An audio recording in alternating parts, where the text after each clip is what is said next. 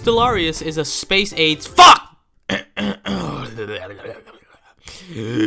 Stellaris is a space-age sci-fi simulation game developed by Paradox Interactive. And actually, you know what? You clicked on this video because you already know what Stellaris most likely is, so do I really need to explain this? Or did you click on this video to see me make fun of Britain? Because even someone who doesn't know what the game is about can guess from the title of the video, Fallen Empire might not be the most flattering description of a civilization. Or maybe you clicked on this video because you watched my other garbage and you wanted to watch this garbage too. Suffice to say, this is what you need to know about Stellaris. Your civilization has united and has reached the technology to travel between planets easily. FTL, you could say. Ruh-roh, you aren't alone, and many other civilizations and empires have just emerged into the cosmos with you. It's your job to make your empire flourish in the midst of all these other competing empires, crises, and political shenanigans that will arise. That's basically it. Play the game until the late game where everyone promptly stops playing because of the lag, which is actually the final boss of Stellaris.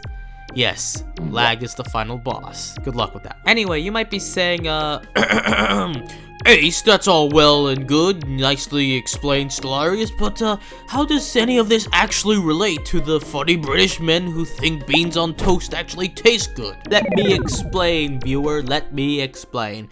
But first, I need you to do one thing, and you need to like and subscribe, please like and subscribe. On your journey to enslave the entire galaxy, make friends with everyone, you might encounter ancient civilizations that predates yours by many, many years.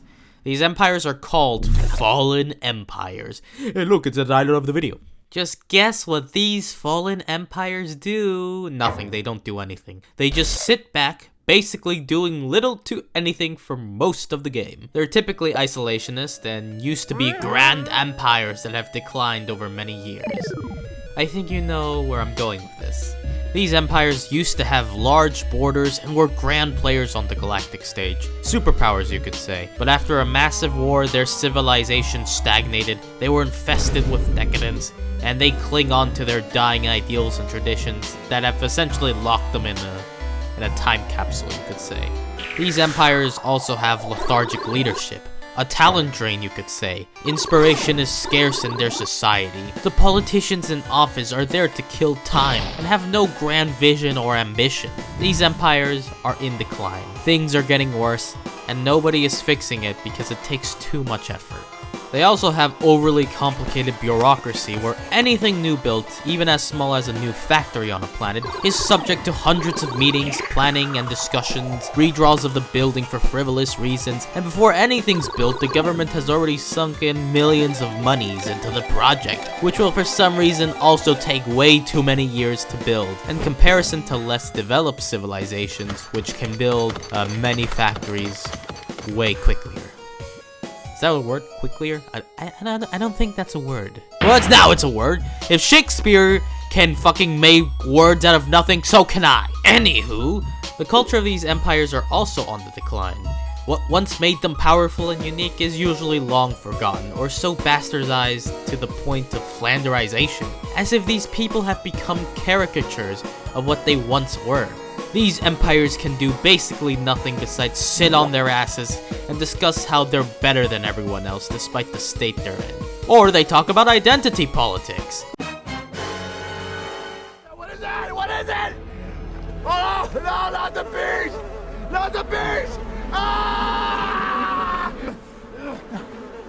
The last one is a guess, but we don't know much else about their inner workings. But let's be honest, we all know the xenophobic Fallen Empire spends every second arguing about what wokeness is and how it's terrible and not much else. Let's be realistic, most of these empires probably discuss or are obsessed with useless talking points. Despite that, their militaries are still a force to be reckoned with. Their technology unmatched, but not for long, and their snobbiness is very apparent. Now, take a gander at everything I've said so far. Doesn't this description sound familiar? Minus the isolationism, strong military, and unmatched tech, somehow the UK only has the negative traits and parts of a fallen empire in Stellaris. Oh, poor UK. One can only imagine the inner machinations and politics of a fallen empire. Good thing we have a real-life comparison. You've got family links to Russia, that your wife apparently has a stake in the Indian IT consultancy firm Infosys. They operate in Moscow. They have an office there. They have a delivery office there. They've got a connection to the Alpha Bank in Moscow. Are you giving advice to others that you're not following in your own home? It's not. I'm an elected politician, and I'm here to talk to you about what I'm responsible for. Now, hold on, boy. Before we head further in, this isn't going to be like those long-ass video essays where they dunk on the UK for about an hour straight and how it's so over for them. I'm more interested in how this nation resembles fictional nations from a video game. Anyway, time to insult the English for a minute or two. French viewers, take out your popcorn and enjoy. Also, I'm gonna insult them in a very condescending way, because I like dislikes, I guess. Does anyone else feel bad for Britain?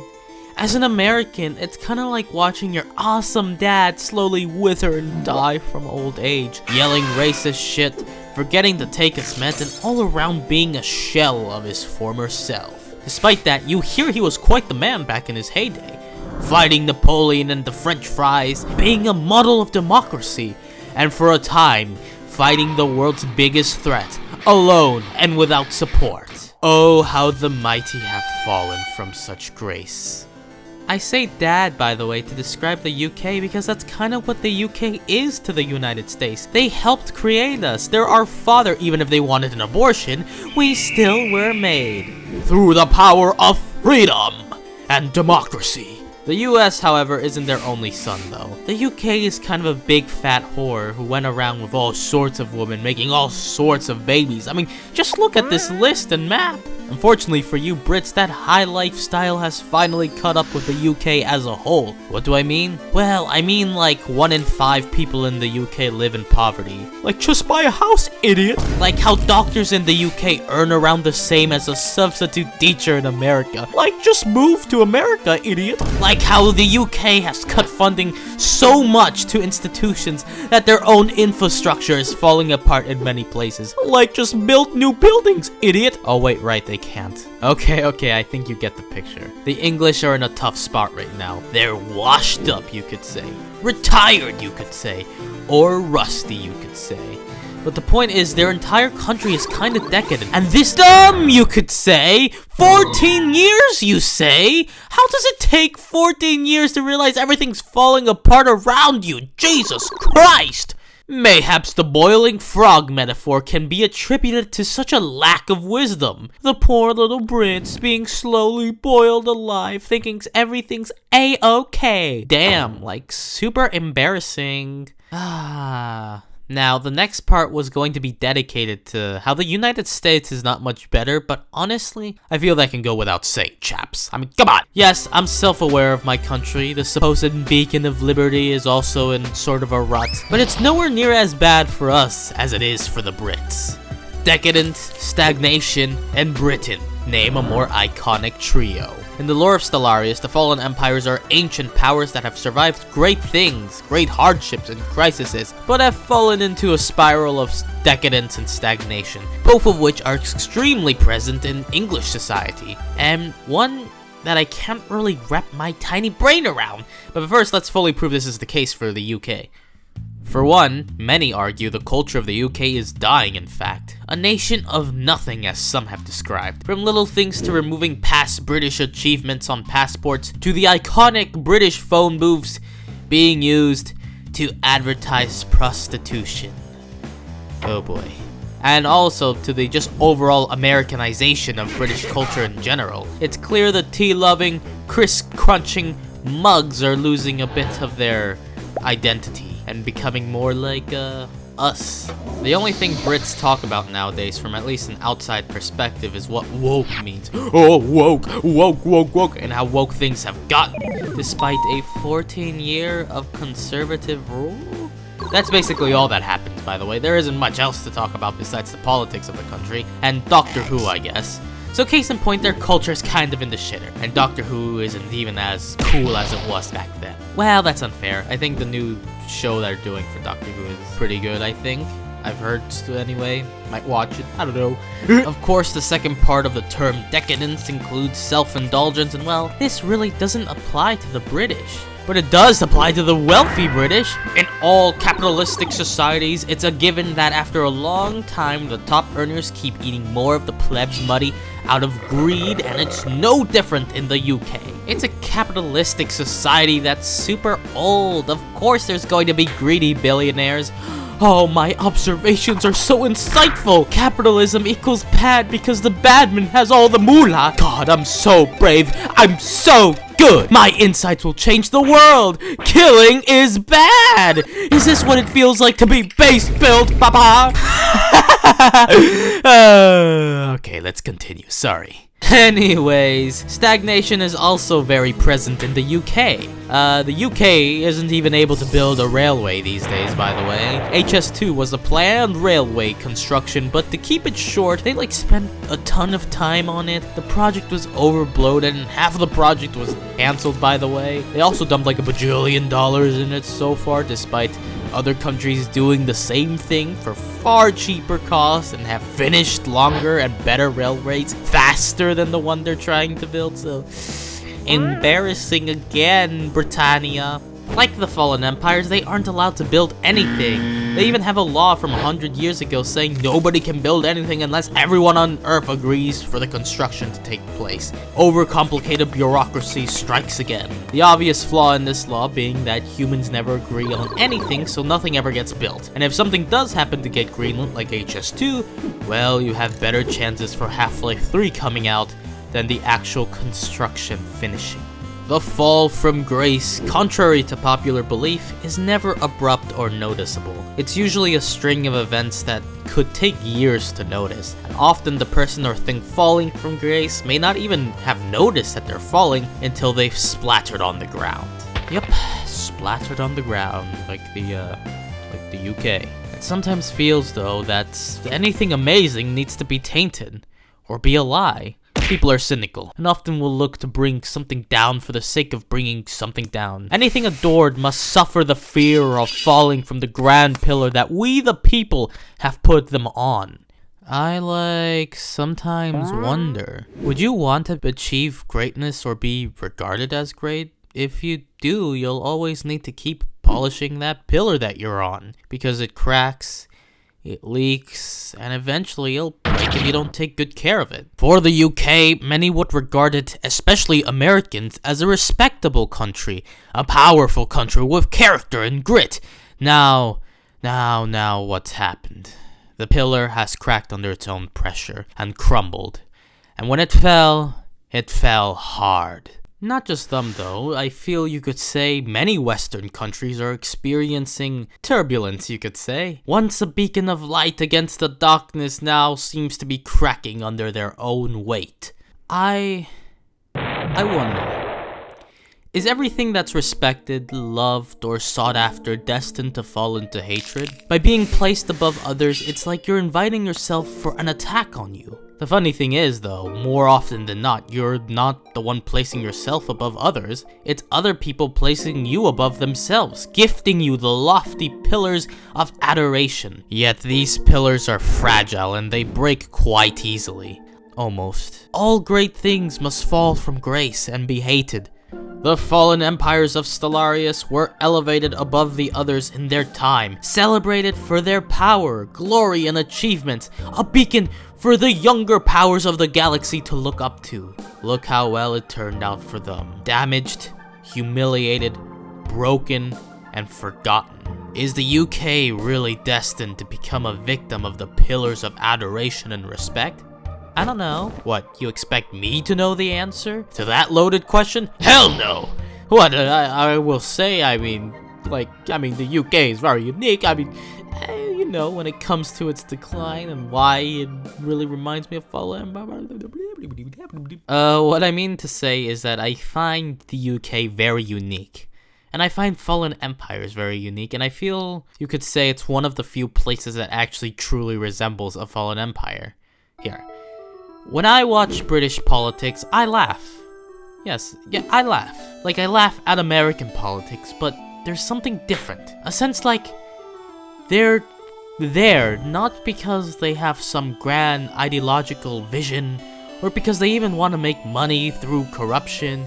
Sure, they engage in corruption, but it never felt like that was the goal to these British politicians. It's like they're in politics just to kill time, as if they have nothing better to do, so they're all here debating nonsense and doing silly things for no reason other than to kill time. I've never seen politics quite like the UK's. It's so apathetic and bored that it entertains itself. I think this is why they remind me the most of the Fallen Empires, because in the lore of the game, they give off such a feeling of utter boredom that they have such a general apathetic view of the entire galaxy and probably of themselves.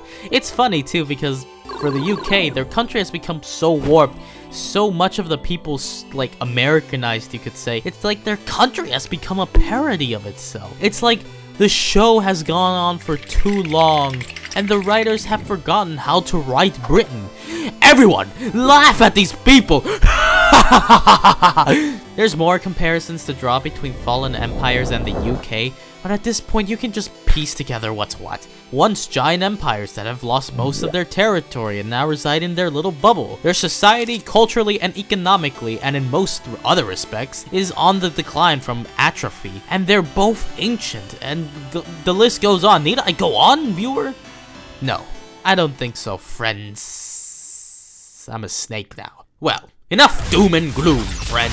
As an American, it's my task to be nosy in other people's business and tell them how they should be and act. Lucky for our pathetic British friends, I'm a godsend. See, the solution is kind of actually very simple. I mean, God, the British are so foolish that they can't, like, come up with this. But it's quite simple. Democracy is broken and bad. The population is simply too stupid to be able to be trusted to vote for the right candidates. Therefore, I suggest an abolishment of democratic systems in the UK. A reinstallment of England's traditional monarchy is the only way to move forward. I mean, think about it. Monarchies have lasted the longest in, history, and if you really think about it, they are like nicer dictatorships. The difference between a monarch and a dictator is that one cares about the country as a whole and sometimes the people, whereas the other one only cares about keeping their key supporters and rarely about the people. But, plus, my other argument is, can it truly get any worse, than what you guys have right now? I know you Brits have spent a long time working on this democracy thing, but the sad truth is that it's overrated and it doesn't work for you. Back then, the idea of democracy was cherished and celebrated. It was above all other forms of government because it was enlightened. But the truth is that we gave it that title. We gave it the title of the best form of government. Oh, but the sad truth is that all idols are false. For that is idolatry. And the only idol that is perfect is God. Democracy is overrated and kind of evil now. Lame, it fell off plus ratio. Politicians only have to work on being elected. They don't care about the people. They care about lining their own pockets and extending the rights of corporations and oligarchs. Democracy has fallen from grace. The concept was never good to begin with. It was just another fantasy like communism or anarchism is. Don't you get it? It was a dream, an illusion, a vision. It wasn't real. It was never real. It was a facade, and now we truly see what democracy is.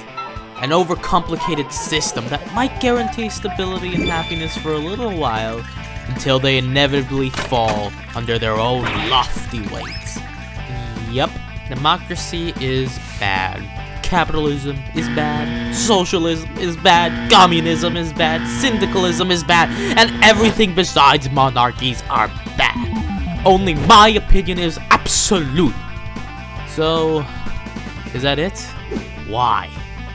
Why must everything we always hold dear fall apart? Why must it always be a lie? Why is it that everything we hold sacred always is tainted, false, or broken?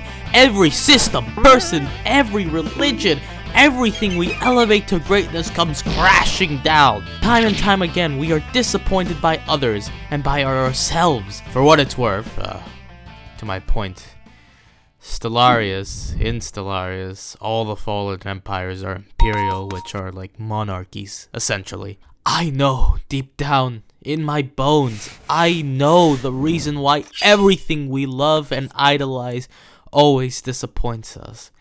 It's because they were all created by us, by humans, which have that nasty tendency of messing up, of saying bad things, of doing terrible things. Yet, despite that, we can make amazing inventions, do wondrous things. We can make miracles that were impossible so many years ago.